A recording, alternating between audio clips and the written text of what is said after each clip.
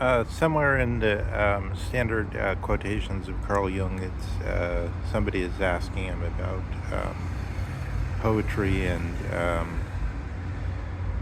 or about some of the permanent, durable, and perfected notions he sought for in his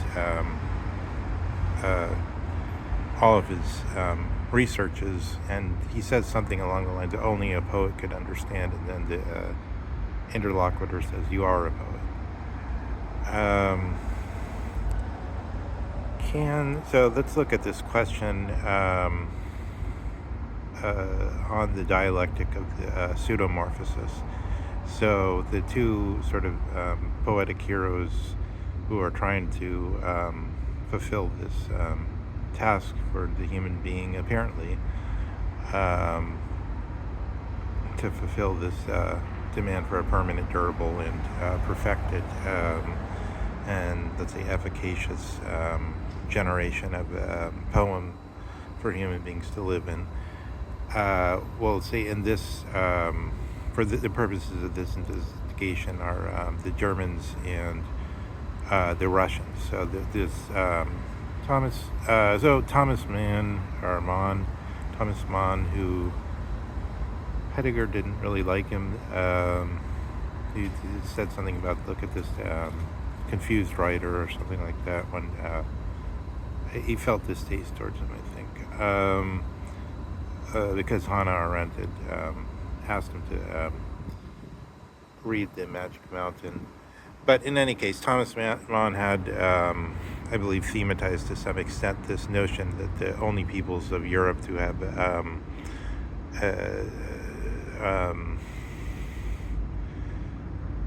the depth of thought are the Germans and the and Rus and the Russians. And I believe it's been thematized elsewhere. So there's some justification for this focus outside the, as it were, from a certain point of view, merely the coincidental evidence of Merz. And so Merz has made this remark, and recently I heard him sort of clarify and reiterate it by saying the Lebensform, the life form of the liberal democratic regime, is being threatened by the autocratic regime. So this is the red line dilemma in its direct form. But he's recently made this remark, which I heard explicated in a way on DW by some guy wearing a uniform, a military uniform, representing himself as an expert on cybersecurity. So he's talking about the much vaunted cyber warfare that Russia is said to be carrying out globally, or everywhere where there's computers, which I suppose is not just global, because there's space stations and satellites, and they're of some importance for daily life.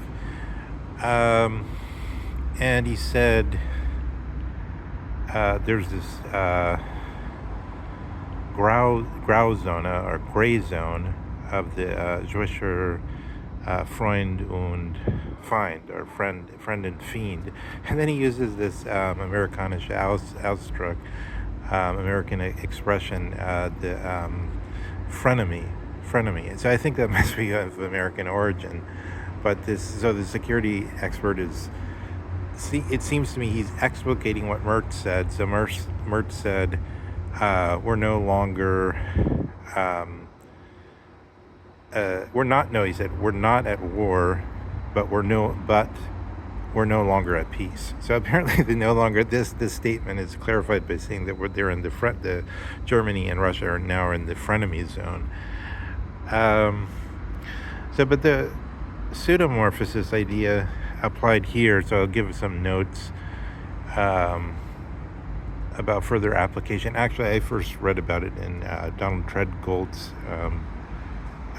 sort of magisterial work on Russia and China, where he's using it, and I believe he got it sort of at sort of almost like a 2 degrees of separation from Spengler, because somebody else had already developed it, which it says in the note that I'll put up, which is an answer I pulled off Grok.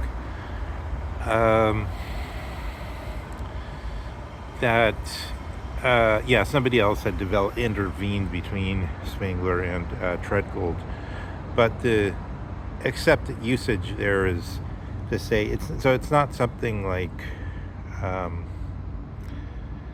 in the metamorphosis of Kafka, or the transformation. What is it? It's something like I can't think. In any case, I can't. I could think of it, but it's not worth. It doesn't matter.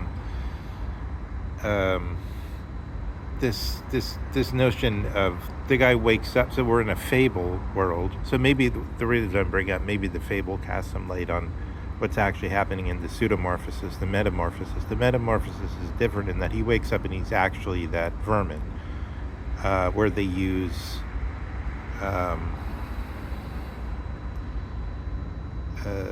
a word that is used both by Kafka's father often to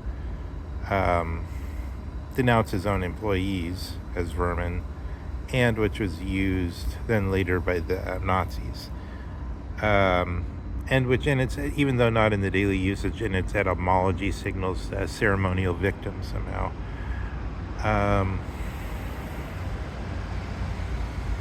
I think it's something like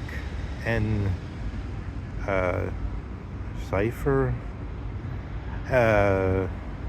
I forget the word. I'll put it in the notes. But in any case, he actually transforms into the bug. But the point I want to make is his essence is still that of Gregor. It's just all of a sudden people are doing some kind of Pygmalion on him and treating him totally different, and therefore he must look totally different. He's a bug now. Whereas the pseudomorphosis, by contrast to this, it's not a question simply of retaining the essence while only the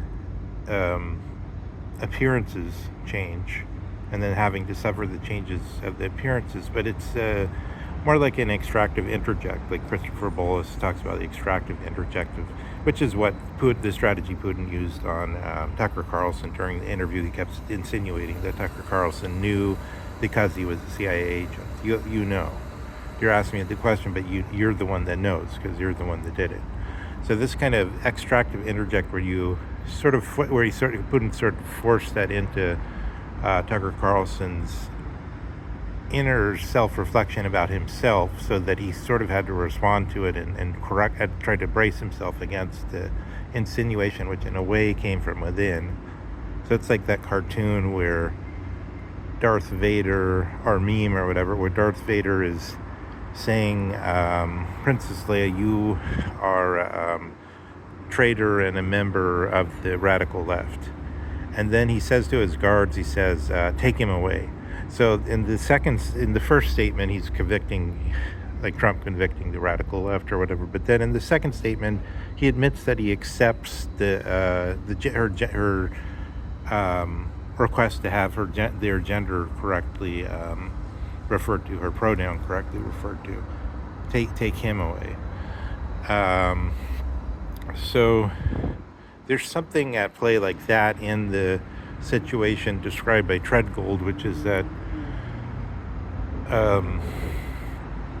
during the sort of metaphysical century, the 17th century, when Descartes was at work, when Hobbes was at work, and basically Aristotle was falling, Aristotle was collapsing.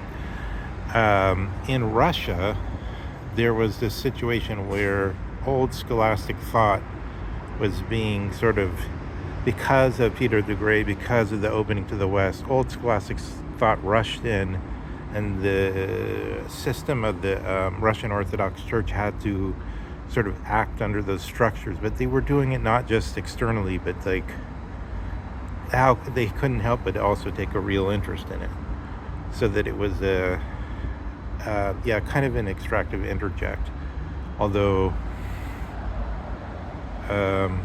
it's not as though it were done deliberately by the enemy. Actually, it was done more maybe by Russians themselves that were eager to receive the ideas from the West. The West itself having self-inoculated itself against philosophy in a way by, in Paris and the main centers, having so many discussants that were at a sufficiently high level on the various sides that it wasn't possible to have that sort of unified, non-Ham, it's like the thing by the writer of Fathers and Sons, when he's comparing the Don Quixote type of the Russian, the one idea, totally sincere in it, as against the Hamlet type, who's too much, there's too many corridors, so that one is almost becoming a lawyer and just treating the ideas with the cynicism, because they're just lingua franca, and one has to have something to say along the lines of, the slogan of enlightened self-interest, as Obama often repeated, and which connects up with what Nick Land is sort of trying to sell. But I think this is the point where, right in this sort of revenge of the pseudomorphosis, where now Russia is plausibly throwing back the confusion of its single idea into the global information system. So that in a way this is a counter. So now it's Putin taking the forefront and saying the devil must take the hindmost, and basically they have a kind of reversal inside that pseudomorphosis theme of Spengler and some others, with respect to this exchange between Russia of the 17th and 18th century and sort of the dead part of the West, in a way, which is to say the scholastic tradition, which had already come under severe attack in Prussia, and basically being totally evacuated in favor of something preparing a genuine incursion into logic, which happened then really only in the 19th century, but which decisively prepared Heidegger. Okay, so let's leave it at that for now.